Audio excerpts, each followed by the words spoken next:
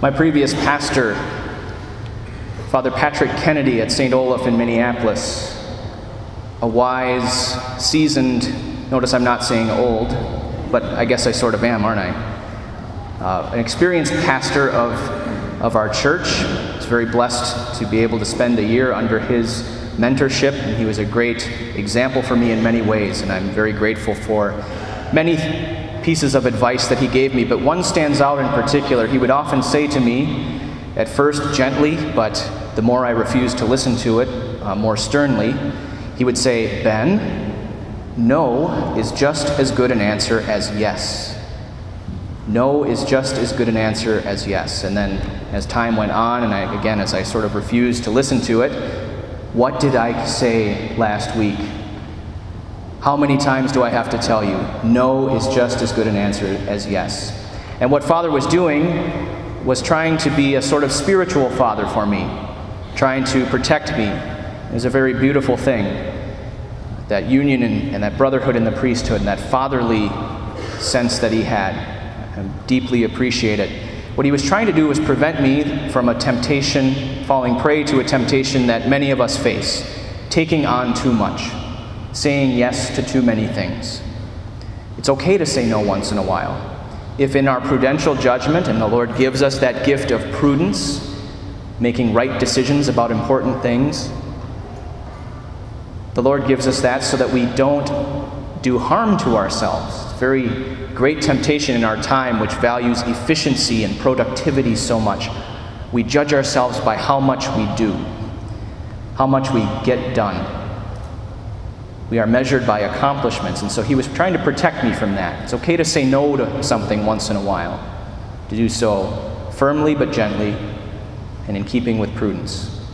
And as I reflected on that, I realized what great advice it is, but I also realized that it's not true in every case. You can't sort of apply that to everything. Parents, don't let your children apply that to you, as much as they might like to after hearing this today. There are certain places in life, parenting would be one of them, in school, anywhere else there's rightful and good authority, that the answer is always yes. We don't get to say no, but it's for our own good. That's what the Lord is teaching us today. That we who are God's children, God who is a father to us, when he presents us with something, in other words, when he shows us his will, the answer is always yes. What a beautiful thing it is that we get to see that played out in this beautiful way, this sacramental way, when these two children are brought into God's family and made children of God, and he prepares to give them every blessing through the sacrament of holy baptism. They are admitted into God's family. They are admitted into that relationship with God our Father, in which everything he will tell them is for their happiness. Everything he will tell them is love. And their parents will be that example of love. They will learn that they have a loving God from these parents who have lovingly brought them forward for this sacrament today. How privileged we are to get to witness that. But to return to this idea of saying no, children are generally scolded for that, and there's good reason. If we say no to some small thing, taking out the trash, doing your homework. If you say no to that, it's not just saying no to that one isolated particular thing. When a child would say no, that's not just negating that request, but what it's doing is it's saying no to the whole program. It's saying no to the whole authority that the parents have. To say no to a small piece is to say no to the whole. But to flip it around, to say yes to even a small thing, to perform a small act of obedience, is to say yes to the thing, to the whole thing. And the same is true in our relationship with God. In that beautiful responsorial psalm we sang, "The law of the Lord is perfect, it refreshes the soul." The Lord's word, his commands to us, are sweet like honey.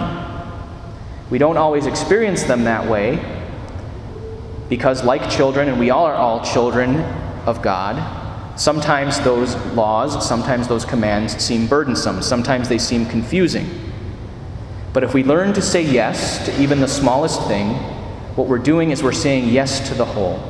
Yes to the whole of God's love. And when we disobey, and we say no even to a very small thing, in some sense we are saying no to the goodness that God wants to share with us, even though we might not experience it in that way. That's why it's so important to give our children that example of obedience. No one will call us out on that, usually. It's important for them to see that.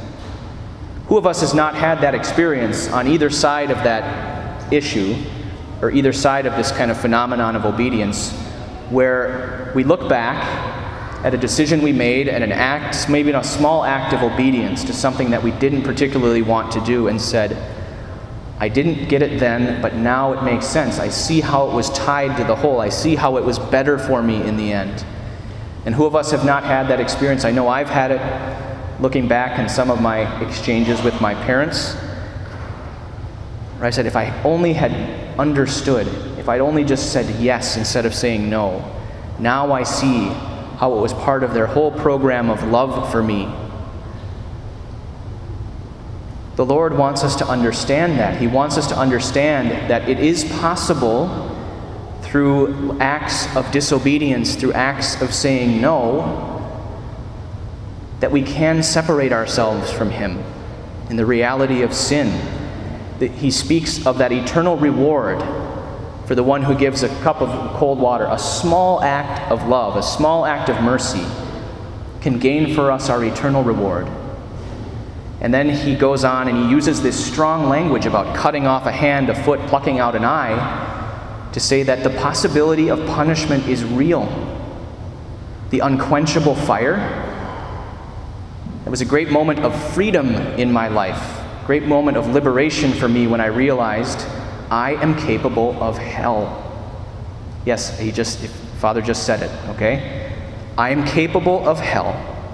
And I say it was a great and joyful moment even in my life when I realized that, because I realized what the Lord wants us to know is that the smallest act of a yes, the smallest act of obedience is so much more powerful than disobedience.